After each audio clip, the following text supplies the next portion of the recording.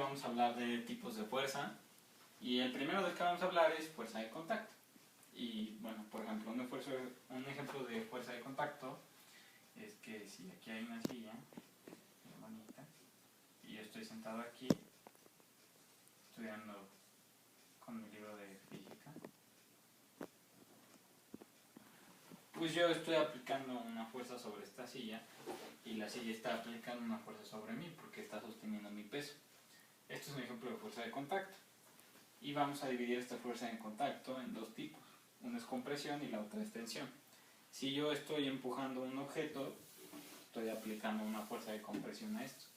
Y si yo, por ejemplo, estoy jalando de una soga, estoy aplicándole fuerza de tensión a la soga.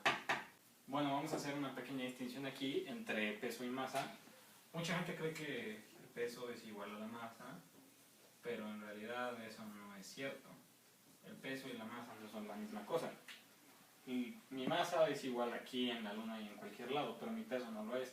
Mi masa es la cantidad de masa que yo tengo. Mi masa en este caso es 68 kilogramos, pero mi peso se mide en newtons, no en kilogramos, y es la fuerza que se me está aplicando en este particular escenario, donde la aceleración de la gravedad está afectando mi masa. Es por eso que mi masa va a ser igual aquí en la luna, pero mi peso no. De lo que es la fuerza neta. Y la fuerza neta es la suma vectorial de todas las fuerzas que se están aplicando a un objeto en particular. Como las fuerzas son vectores, para obtener la fuerza neta, justamente lo que tenemos que hacer es sumar todos los vectores que están afectando ese objeto, que es sumar todas las fuerzas. Y para eso lo representamos con esta ecuación, que es fuerza neta, que es este vector, es igual a la sumatoria de todas las fuerzas que aplican. Fuerza 1 más fuerza 2 más fuerza 3 más todas las fuerzas que se aplican. Y al ser esto una suma vectorial, también lo podemos dividir por componentes, que en este caso podríamos decir que fuerza neta de X va a ser igual a la sumatoria de todas estas, pero con X aquí. Y lo mismo con Y, podemos cambiar estas por Y y por Z, y así sumamos los diferentes componentes hasta obtener este coeficiente, que es la fuerza neta, que es la suma de todas las fuerzas aplicadas en un objeto. Ahora vamos a hablar de lo que es un diagrama de cuerpo libre, y esto nos sirve para representar bien las fuerzas que se están aplicando en un objeto. Entonces supongamos que yo tengo esta tabla, y para representar esto con un diagrama de cuerpo libre voy a poner que mi fuerza normal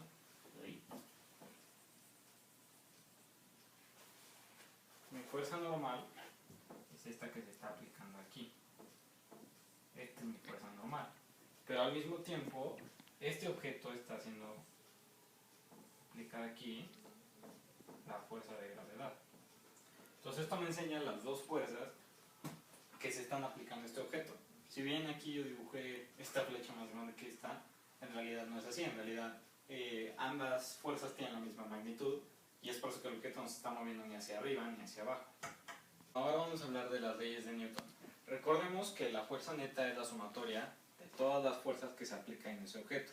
Entonces la primera ley de Newton nos dice que si la fuerza neta es igual a 0 y el objeto está en reposo, va a continuar estando en reposo, ya que realmente no hay la suma de todas sus fuerzas da 0, por lo tanto no hay nada que esté obligando a ese objeto a moverse. Sin embargo, si el objeto está en movimiento y por alguna razón la fuerza neta se vuelve 0, el objeto va a seguir moviéndose con una velocidad constante en un movimiento en línea recta. La segunda ley nos dice que si tenemos un objeto con masa constante y una fuerza neta se aplica hacia él, a ese objeto se le va a aplicar una aceleración en la misma dirección que esta fuerza neta. Y eso significa que si yo tengo un objeto cuya masa no cambia nunca y yo le aplico una fuerza neta externa, le voy a dar una aceleración igual en la misma dirección de la donde viene la fuerza. La tercera ley de Newton nos dice que cuando dos objetos interactúan, sus fuerzas siempre van a ser con la misma magnitud y la misma dirección, pero en sentidos opuestos. Y si la representamos con esta ecuación, vemos que es cierto. Aquí este objeto está interactuando con este y tienen fuerzas de la misma magnitud y en la misma dirección, solo que esta es opuesta a esta. Esto puede parecer una paradoja porque, por ejemplo, si yo tengo un caballo que está tirando de un carruaje, en teoría las dos fuerzas son negativas, ¿no? Se están contrayendo. Son en la misma dirección y con la misma magnitud, pero al final de cuentas el carruaje sí se está moviendo. Y la respuesta en ese caso, por ejemplo, sería que Realmente lo que está pasando ahí es que las fuerzas que están interactuando en esos dos, en la carreta y en el caballo, están interactuando en diferentes partes del sistema, entonces esta ley no se cumple en ese ejemplo. Bien, ahora vamos a hablar sobre cuerdas y poleas. Y lo primero que tenemos que saber sobre una cuerda es que en realidad las cuerdas solo pueden soportar cierta cantidad de fuerza aplicada máxima, si no pues se rompen. Pero aquí vamos a imaginarnos que todas las fuerzas que vamos a tomar en cuenta siempre están por debajo de esa cantidad máxima. Entonces, si una cuerda llegara a tener una masa de 0, la fuerza que se aplicara sobre esta sería igual en todos los lados de la cuerda, pero esto suponiendo una cuerda imaginaria. Pero ahora vamos a hablar de qué pasa si una cuerda pasa por una polea. Y lo que pasa en este caso es que la dirección de las fuerzas cambia, pero la magnitud de esta se mantiene igual. Entonces, si yo estoy pasando esta cuerda por esta polea que está aquí, la dirección de las fuerzas va a cambiar, pero la magnitud se va a mantener igual. Inclusive si yo estoy jalando de un lado de esta cuerda y de este otro, la fuerza que se estaba aplicando antes se mantiene igual, simplemente cambia su dirección.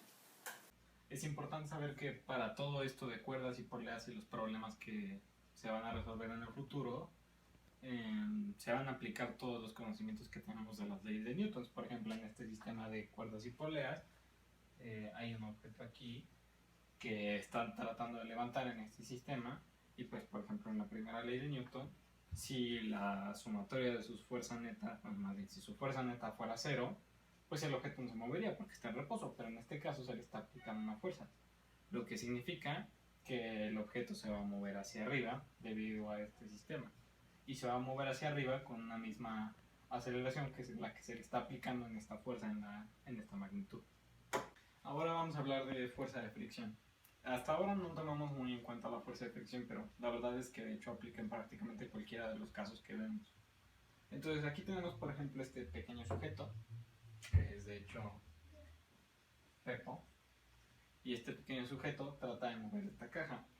Pero para mover esta caja, la fuerza que aplica Pepo tiene que vencer la fuerza de fricción de este objeto para poder moverse. Entonces, lo primero que necesitamos saber es que si está en reposo este objeto, se necesita más fuerza que se aplique para poder vencer a su fuerza de fricción que si el objeto estuviera en movimiento. Lo segundo es que no importa el tamaño del objeto, más sí importa la superficie con la que está en contacto, porque eso va a ser más o menos fuerza de fricción. Y la tercera es que la fuerza de fricción no depende de la velocidad que lleve el objeto, simplemente de la superficie.